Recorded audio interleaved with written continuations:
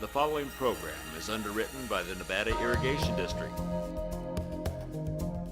Since 1921, providing clean and healthy drinking and irrigation water to more than 24,000 homes, farms, schools, and businesses in Nevada and Placer counties.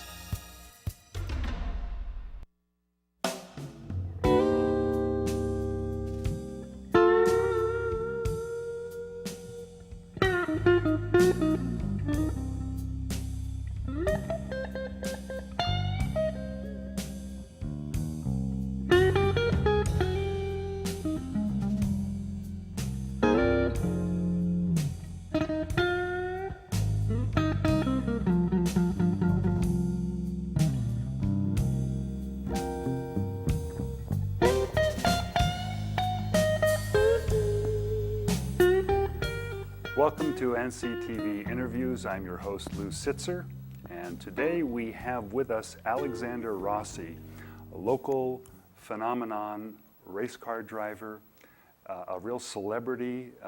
You may have read about him in the Union, but today we have the opportunity of talking with Alexander, welcoming him, and also congratulating him on the recent two wins in Wisconsin. And you've been traveling, you're about 2/3 the way through the season. Yes, that's correct. And you've had quite a season. This is your second year of racing Formula BMW. Yep. Mm-hmm. And for those of the audience who are not familiar with that particular level or style of car, how would you describe it? You know, it's very much of a entry-level car into the world of motorsport. It's solid carbon fiber. It is putting out about 160 horsepower. It can reach speeds of 165 miles an hour. And it really teaches young drivers the basic fundamentals of learning a car that doesn't have the horsepower that the next levels do, but it really teaches you how to carry rolling speed through a corner and, you know, just focus on being very consistent and precise with your driving. So when you say young drivers, what are the age range of the drivers that you're competing with? The minimum age requirement for Formula BMW is you have to be 16 by the end of the calendar year. And the oldest you can be is 23. And you are 16? Yes, that's correct.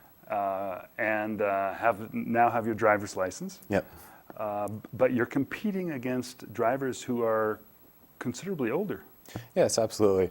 But it's never really been a big issue for me to compete against drivers who are older than me. I've been doing it ever since I started in go-karts, so I'm very used to it. And it's not so much a level of age as it is a level of the ability to drive the car at the absolute limit all the time. Right, and when you say you've been at this a while, can you take us, for people who don't know you very well, take us back to when you first started? How old were you? I first got in a go-kart when I was 9 years old in Las Vegas. My dad took me to a karting school, and I immediately fell in love with it. I got my own go-kart at 10 and, really started competing in regional levels and, soon moved up to national levels. And at age 13, I got in a race car for the first time and started competing in a regional championship up at Laguna Seca in Monterey. And I won that my first year. I also was the Rookie of the Year, and that's when I moved into the Skip Barber National Series, which was a much higher competitive level of series and level of drivers. There was more drivers, the cars were faster, the tracks were bigger, there was more variety of tracks. So that was my first real season in race cars, was in 2006, the Skip Barber National Championship. So you have been at this Formula BMW level. This is your second year, first year Rookie of the Year. And tell us how you're doing this second year. I'm currently leading the championship by 34 points. I've won 4 of the last 6 races. And, come on very strong about halfway point through the season. I've won a total of 6 races this year. And just last weekend in Wisconsin, I took my career victories to 9, which was the highest in Formula BMW Americas. Right, and when you say 6 victories, it's 6 victories out of 12 races? 6 victories out of a total of what we've had now is 12 races, yes. And you have how many left? 5 more? 5. So 17 in a season, 6 victories out of 12. The national leader, that's quite an accomplishment for a 16-year-old. Yeah. How are you managing? Give us a little bit of an idea of your training and also the kinds of challenges you have which are other than sitting in the race car competing, because it's a lot of pressure for someone your age to absorb. Yeah, it is, but fortunately I've had a lot of time in a go-kart and in a race car to get used to it. I mean, this is going on my 6th year of competing at a very high level.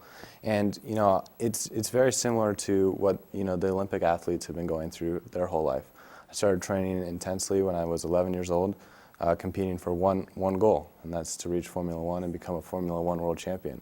So I'm going to keep doing that until I get there. I mean, it's been my goal, it's my absolute goal, and the mental preparation that's required for that is very intense. But my parents, they've been a great help for me for that. My team, they're incredible. They've done an incredible job for me so far. So I just need to keep my end up on my physical training and hopefully come out of this 2008 season as the champion.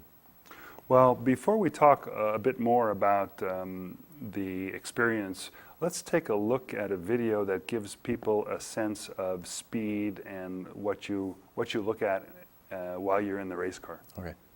5.3 seconds to take the win, no time at all. On to race 2. After an early safety car, we restart on lap 3, and American Alexander Rossi uses the grass to pass Gianmarco Raimondo for the lead. And despite pressure from several rivals, Rossi would take the win in Montreal with his teammate Giancarlo Villarino finishing 2nd. Right. So this was in Montreal, and when was it in the season? It was round 4. And it was very, very difficult race for me. I started 3rd on the grid, and throughout the entire race, I was having pressure from my teammate, from other competitors in the field. And unfortunately, I didn't have the fastest car that weekend. We couldn't get things quite figured out with the setup, so we were struggling a little bit from the get-go. But we ended the weekend very strong with a victory, and it was very cool to stand up on top of the podium with my teammate. Right. So again, for folks who aren't educated as to the kind of team that needs to work with you and the kind of preparation, can you take us through what might be, describe the team, describe the kind of testing you have to do prior to a race? Well, before the season even starts, there's 6 unofficial testing days. And it gives you, 6 official testing days, and it really gives you the opportunity to mesh with the team and mesh with the other drivers in the series, so that you can really get a feel for how they drive, how they're going to perform with you when you're next to them going 120 miles an hour. You can really get a feel for that and also get a feel for the setup of the car. A lot of the drivers, it's their first year in the series.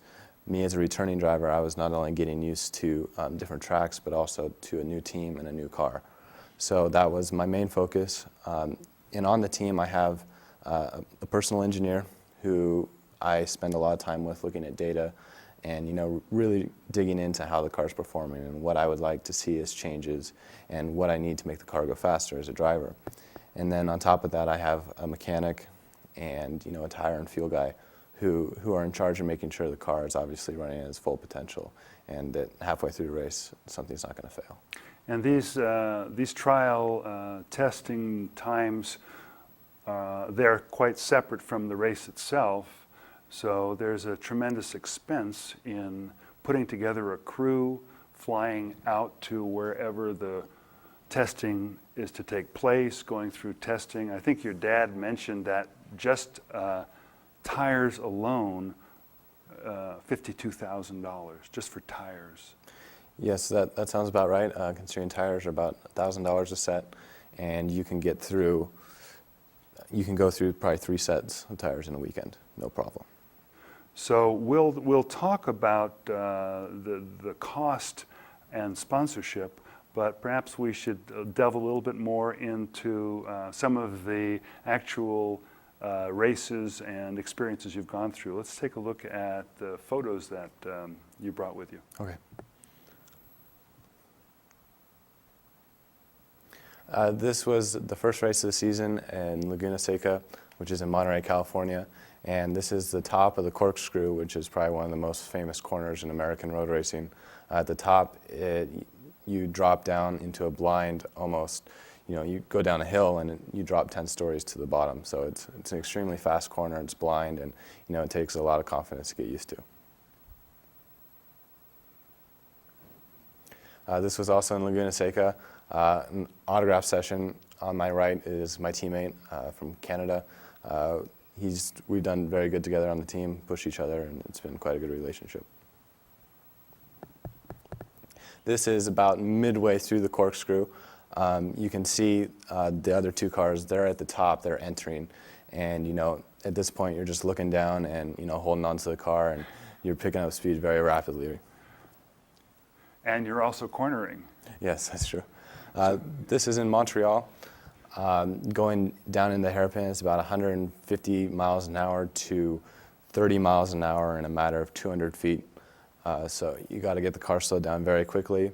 And as you can see, obviously under quite a bit of pressure from the other competitors. Do you use braking when you do that, or you gear down? How do you slow down? Braking and as well as downshifting, yes.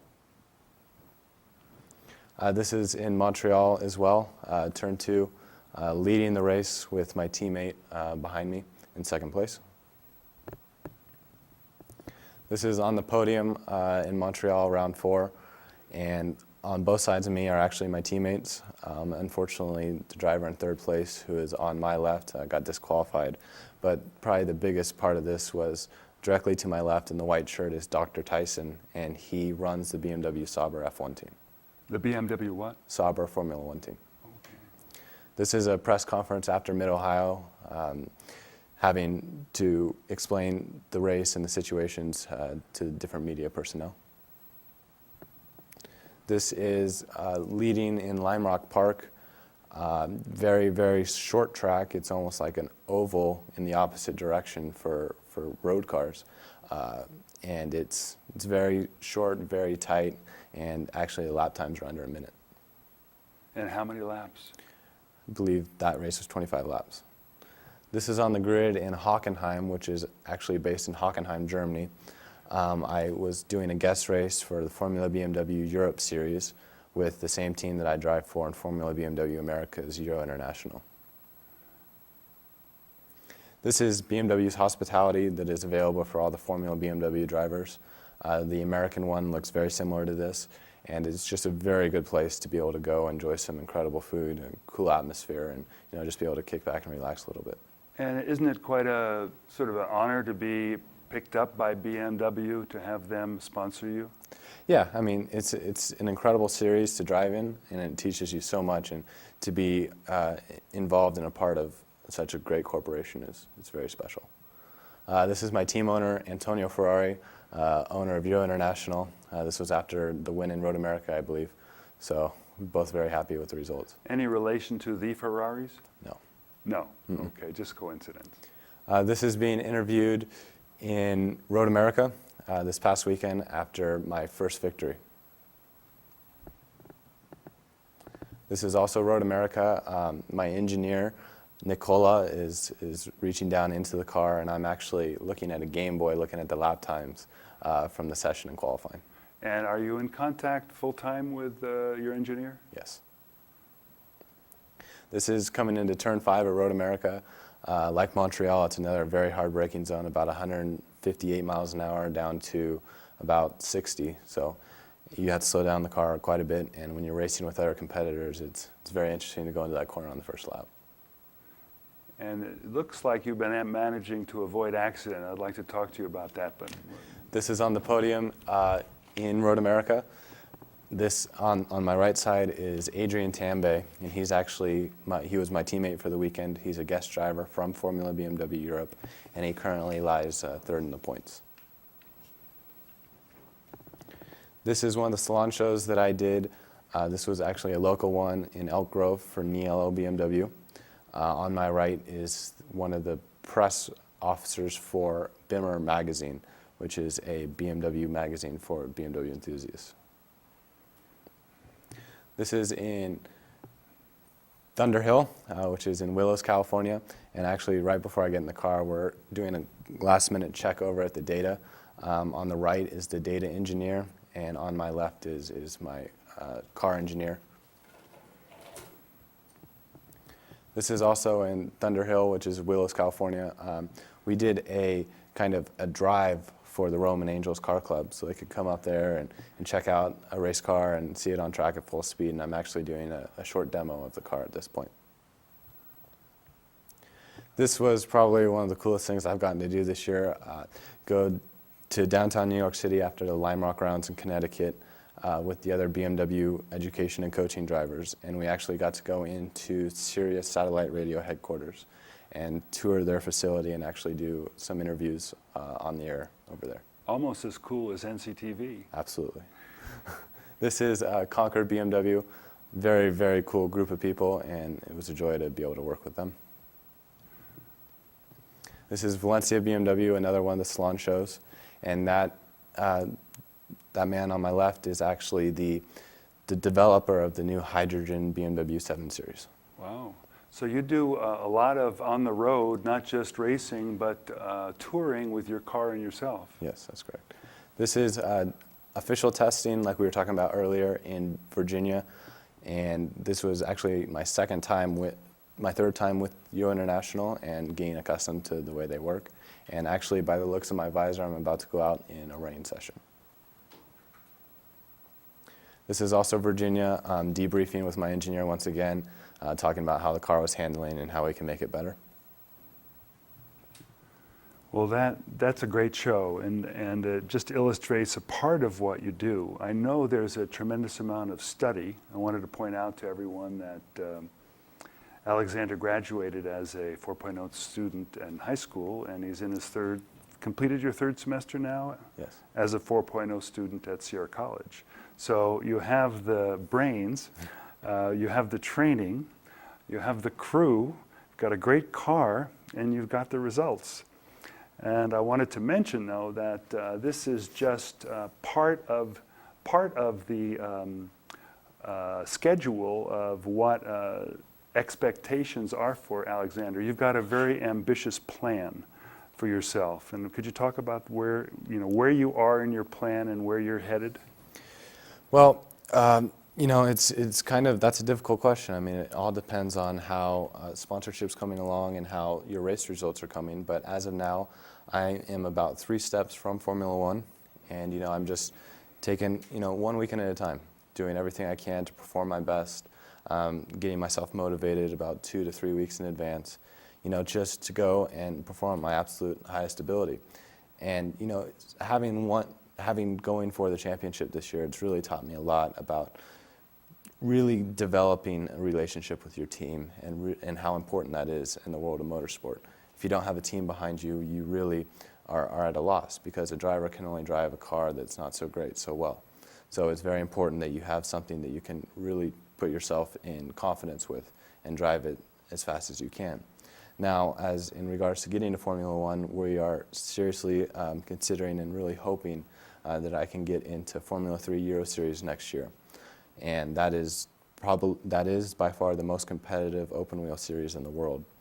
And it is made very known, and it has been proven time and time again that if you can be successful in Formula 3, then you are definitely going somewhere in the world of European motorsport.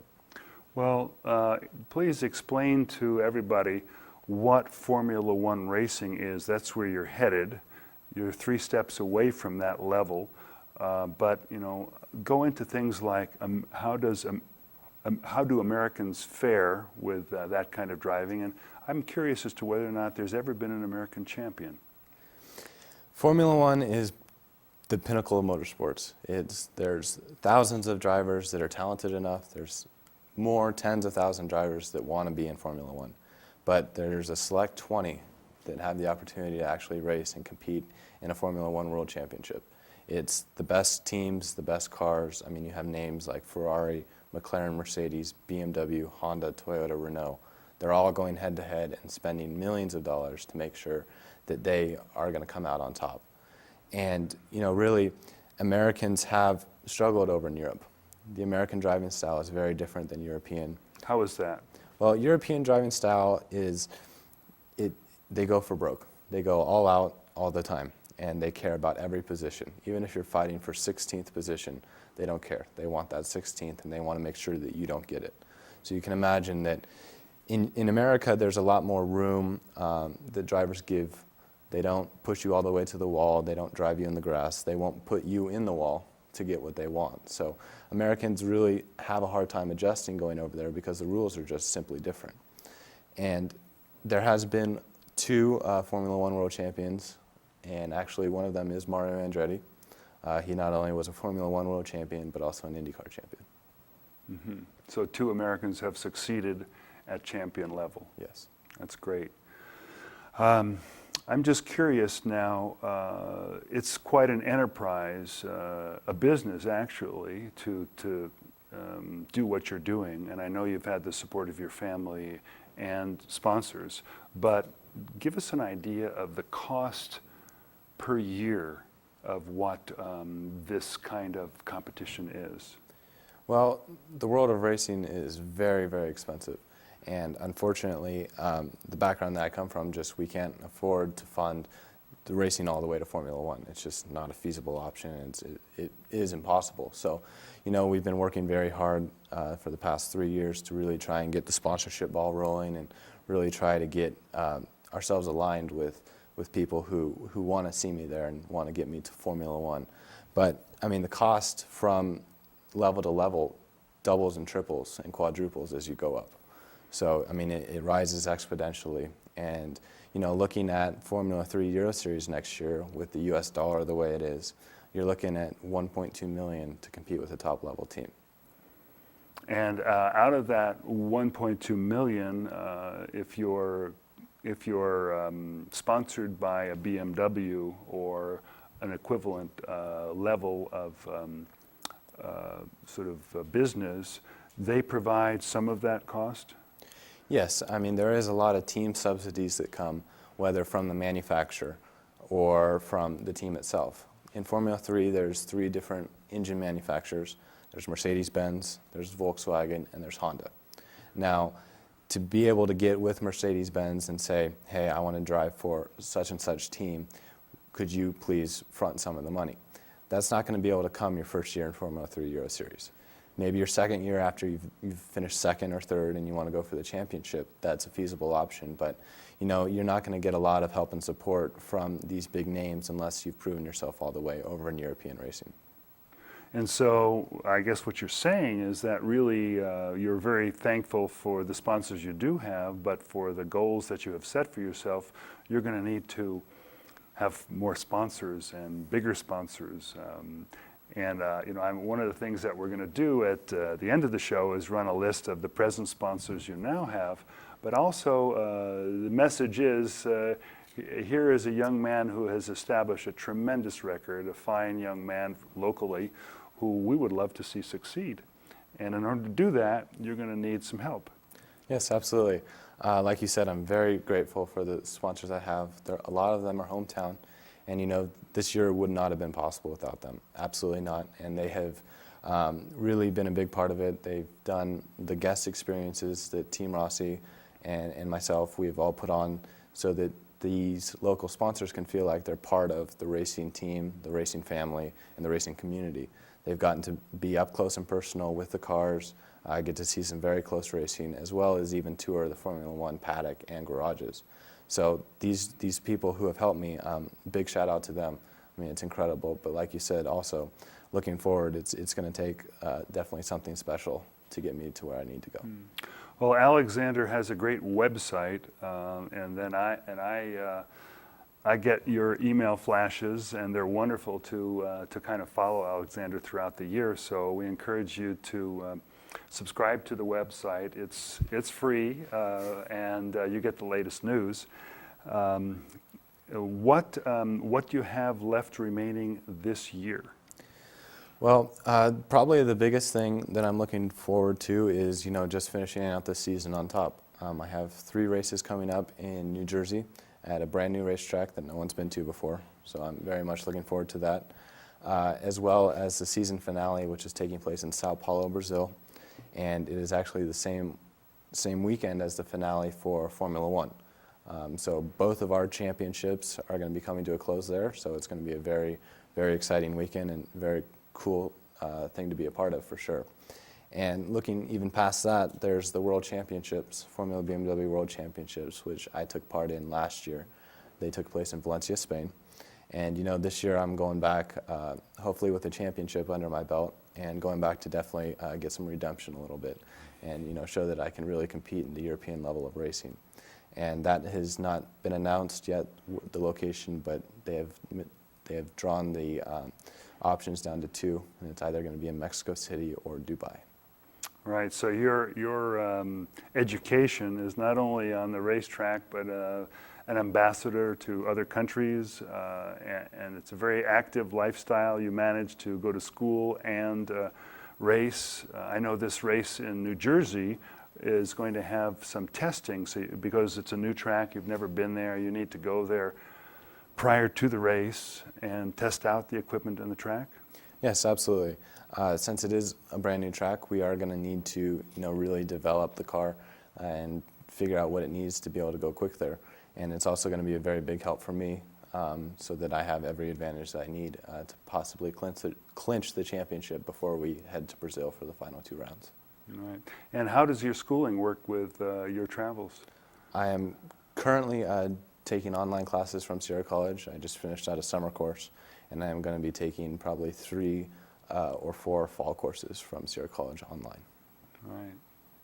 Well, just want to emphasize that in this next series of races, 3 races in New Jersey, Alexander has the opportunity of wrapping up the title of champion. And so we'll be anxiously watching to see how that goes. If not there will be other races, 2 more to follow, wrapping up the season. So it's going to be great to see how you end up. I wish you the best of luck, and hope that mishap does not happen. With auto racing, you can't control everything. That's correct. And I want to make sure that everybody knows that this is NCTV, a local public access TV station. We depend on your sponsorship as well. So hopefully that you will become members, and that I want to thank our volunteer crew of Gail Woodman and Cassandra Wallstrom, and also Marilyn Blom, and Bill Carquest, our chief engineer. This is a homegrown TV station, and if you like what you're seeing, please come by, let us know. I want to thank you again, Alexander. It's been great getting to know you, and I look forward to some wonderful results. Thank you. And a great ending to your season.